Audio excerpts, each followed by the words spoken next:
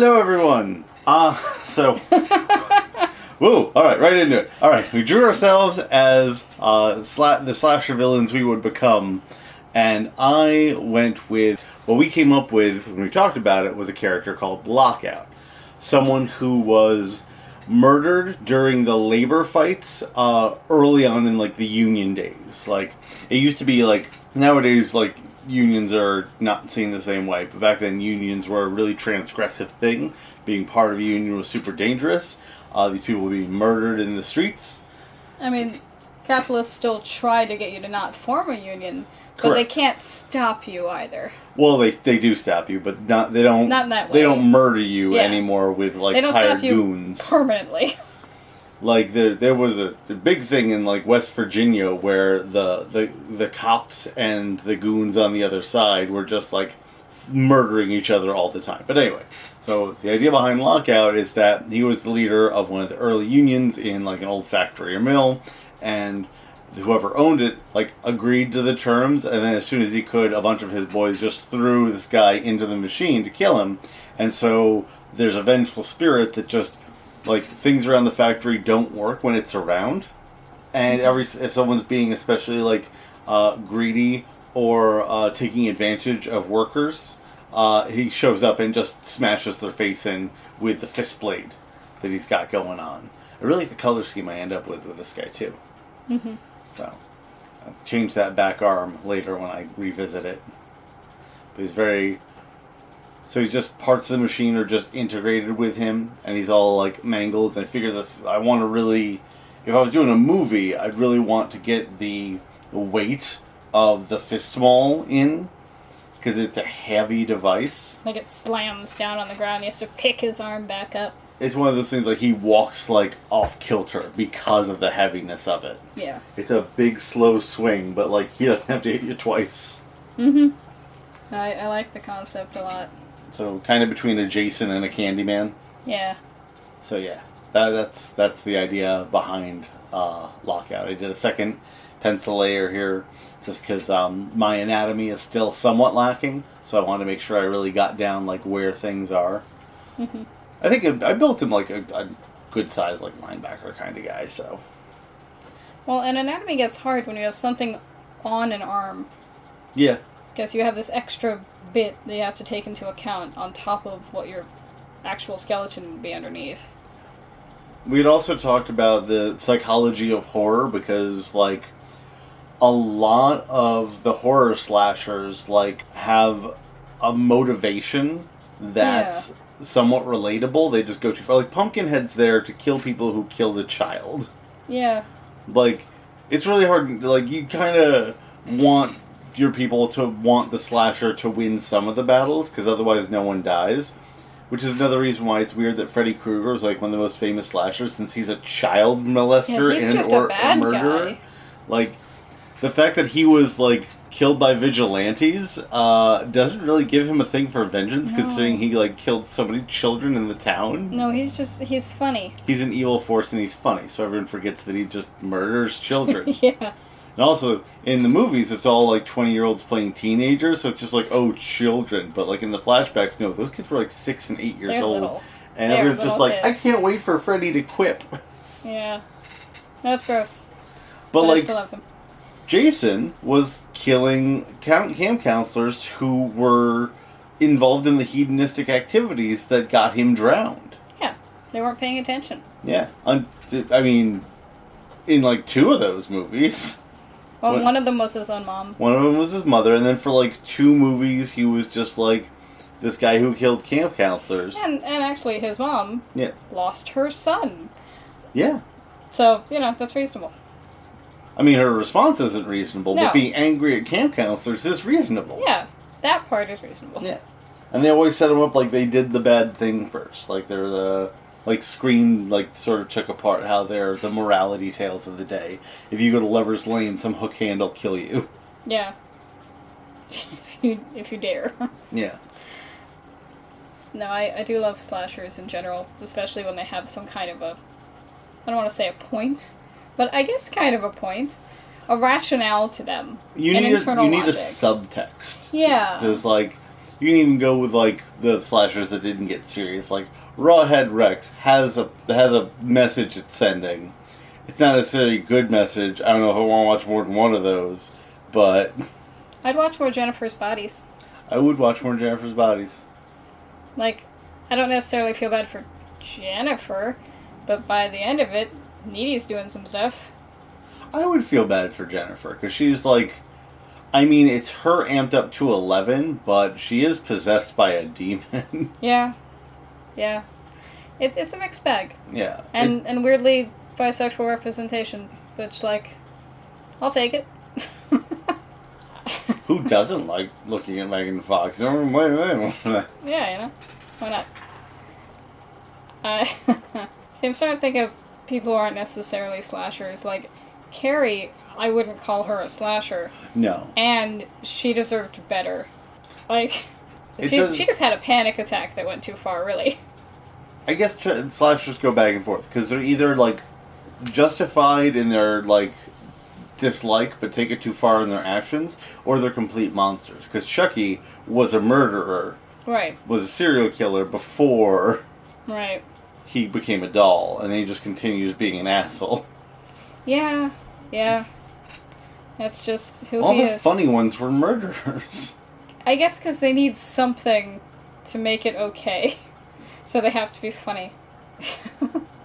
Like, in iZombie, Blaine does horrendous, horrible things, but he's charming. So, like, I want to see more of him. I want him to sometimes be happy. He's still a bad person, objectively a bad person, but he's a great character. And I think it's the same thing with characters like Freddy. And, you know, it's great character, even if bad person. You also get a lot of unstoppable force. Like Mike Myers and Jason are both people who get shot all the time and then just sit up and keep doing it. Yeah. Whereas Mike Myers is just like... His motivation is he doesn't have motivation, really. He's just like...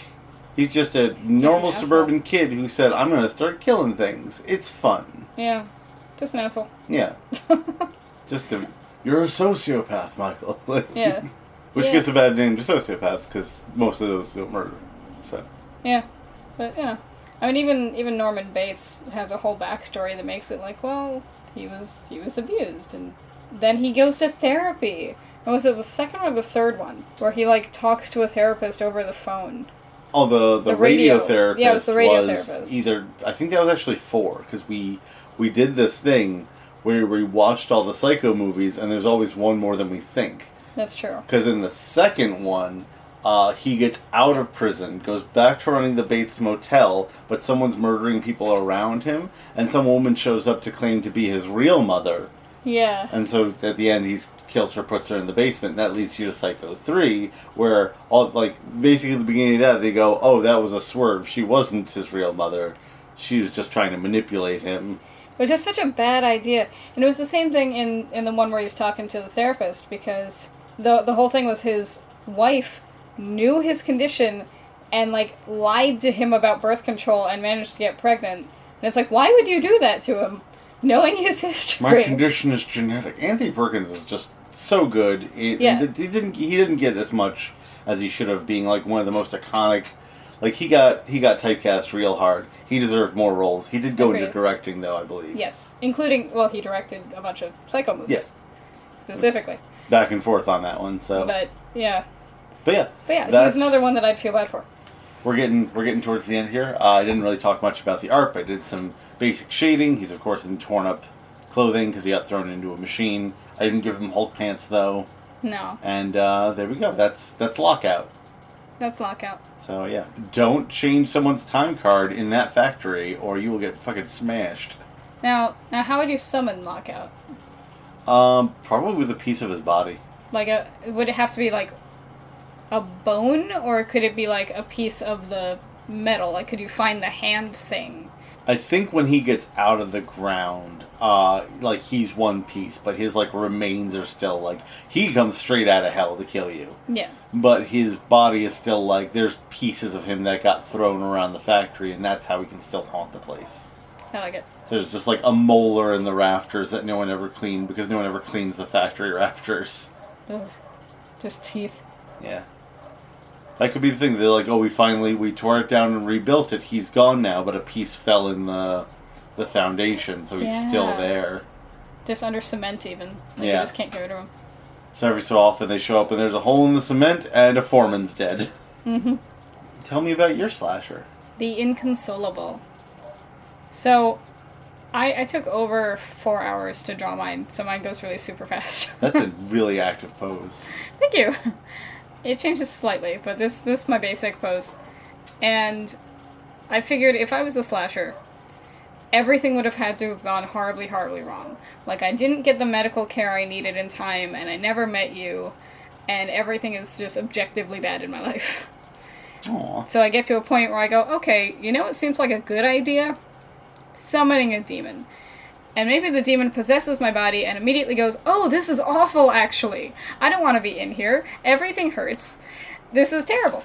I do want to point out, like we both said, what would it take to make me kill people? And mine was labor rights violations, and yours was my life without my husband and my dog. Well, and without, like, the medical care I needed. Yeah.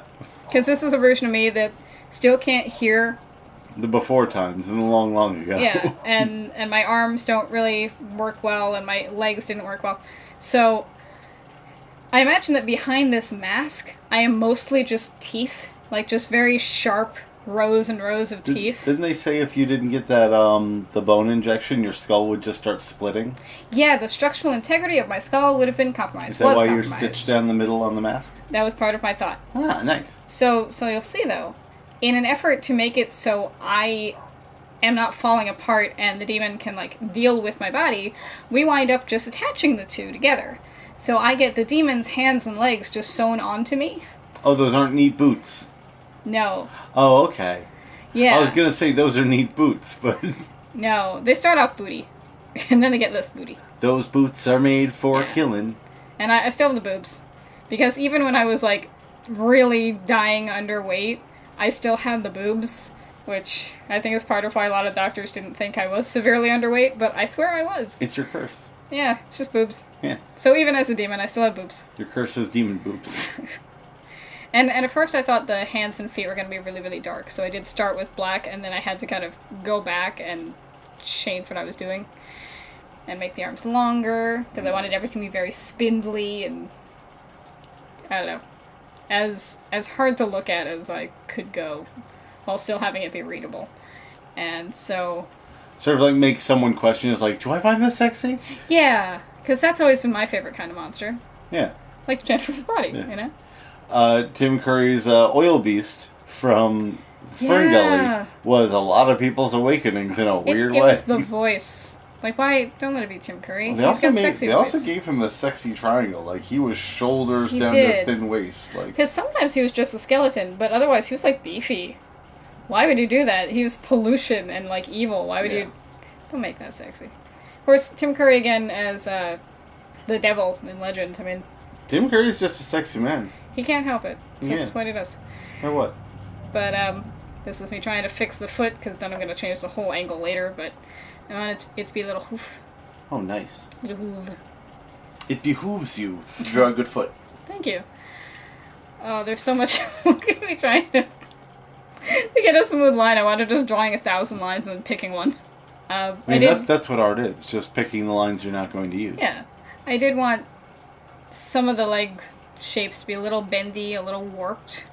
So I left some, like, upturn to the knee. And it also helps with the action pose, because in a still image, like, you're not going to get the motion blur that you get. But, but if you bend it a little bit, see, like, that like, behind there is not as straight as it should be, but it adds to the motion of it. Yeah. I want it to look like I'm swinging around to scratch your face off. Yeah, and just really, this thing's coming at you, and you should run. Like, Yeah. It's a really amazing pose. I'm very impressed. Thank you so much. And I figure I'm just angry all the time. Because the name, The Inconsolable, that's... I reached a point where it's just, my only hope is demons. Are you just crying as you kill people? Like, are you just wailing in pain and sadness? It's the kind of, like, if you ever get so angry that all you can do is cry because you're so frustrated. Oh, yeah. It's that. And I realized I had no pants. So I love nice slinky dress. Yeah, so I had to add little dress to it. I do like the concept of a demon going, oh, sure, I'll possess you. Oh, this is terrible. I have to fix it. Why can't I concentrate on it? Yeah. How do you summon the Inconsolable? I think it happens mostly by accident. I think it happens when a couple is having a fight, and they say a lot of things they don't mean, but she thinks that you do mean it, and so she'll act accordingly. Although she also gets confused really easily. So if one of you resembles one of her exes, it doesn't really matter who was right. She's just going to go for the one she thinks she recognizes. Huh. Which is sometimes a problem. But I think you can summon her on purpose, too. So she's just drawn to the pain and misery. Yeah. It's some kind of spell of the heartbroken, and then she'll come. And maybe she can recruit people, too. Like, if someone's just completely lonely, she'll just take you by the foot and drag you under the bed, and you'll be gone forever. Don't worry, you won't be lonely anymore. Do you have to, like... Is she locked to an area, or do they have to be fighting in front of a mirror, or is it just like any couple anywhere is not safe? I think any couple anywhere. No, I was That's picturing... horrible. How does that work in a movie? I was picturing specifically like bedrooms or like places where like couples fight. And there's a lot of energy and a lot of like conflicting energy. Like this is love and this is hate and this is a lot of things happening all at once. She just attaches herself to a marriage counselor and just picks off his list. Yeah, you know? She'd be happy that way. Well, not happy. She's inconsolable. But yeah, that would be quite the weird movie climax. He just shows up to the last couple of lines. I was like, you have to communicate constructively or you'll die. Well, I know I had you on like a 2-year plan for this, but we really got to accelerate it. I think the way to defeat her would be you get a rabbi, a priest, and a marriage counselor. And between the three of them, you get them to agree on something. I wanted it to look like I was not moldy, but like unwell. That's me figuring out which colors I want. I could see this very much being like a Shudder, not full movie, but a short thing. Yeah. Where like the couple's fighting about like just a dinner that didn't go well, and you just see the claws come out from under the bed, and she pulls herself out. Yeah. And they're just going about their night being snippy and destructive to each other as she's just like collecting the woe. Exactly. She grows more and more powerful. Now, oh, I like the purple. Thank you. If they manage to reconcile before she's taken one of them, I think she does get dispelled. I think she does go back, like, home, wherever home is. Under the bed, in the closet, down the drain. So, like, you know that old saying, never go to bed angry? Yeah. She's why. Because she'll just be feeding underneath, waiting. Yeah, and then she'll drag you out. So you don't want to go to bed angry. Make sure that you solve all your problems. So I'm writing this in my head, and at first they're like reconciling, and she starts slinking back under the bed, and then like something starts it back up, and as he gets up to go to the bathroom, he turns it, "You're just like your mother," and yeah. he gets yanked under the bed, screaming. Yeah. Oh, I like that. Yeah, I did decide that my skin is the greenish, and then the demon's is purple. It's a really good color scheme. I like it. Thank you. And I was trying all kinds of new brushes that I hadn't tried before. Yeah, you took a while and experimented. I just kind of like drew a brute. So, I like yours though. I like yours. Thank you. I'm not saying like for the amount of time I had to take, because I was on several deadlines. For the amount of time I had to draw that, it came out very well. Yeah. But yours is definitely like a labor of love, and it shows. Well, my background is nonsense. I had a grand plan for background, and then this is what I did instead. I was going to do a whole scene, and nope. Shapes and gradients. So, this is my demon. Came out looking good. Great action. I'm still very impressed with that pose. Thank you. Looks great. Thank I you like so the much. corruptions from around her eyes that are leaking out. It's just bravo. I did want a silhouette that was good. It's definitely good. Because I used to do a lot of people just standing still and maybe one arm out or whatever. I wanted to mix it up with this one. That makes me want to run away. She is coming for me. She sees you. Yeah. Run! I love my wife. No! You married that. I did. I did. Because otherwise you would come after me with demon claws. It's true. I love you very much, and we've never fought about anything. We had like one fight and it was about Batman. I know it wasn't really about Batman, but it felt like it was just... The topic was Batman, but the issue was how we were communicating our points about Batman. Like completely not useful. Yeah. But we figured it out. We did. I mean, our communication has improved throughout. So it's all about, like, I'm on your side. Yeah. Even when we disagree, I'm on your side. I want to understand your point. So I won't have to drag you into the bed into a hellscape. Exactly. That's love. And you're always on my side. That's love. That's love. Not dragging each other down under the bed to a hellscape. Mm-hmm. Every day you don't do that, your marriage is successful. Never go to bed angry. Never drag your partner under the bed angry. Rock on. Rock on.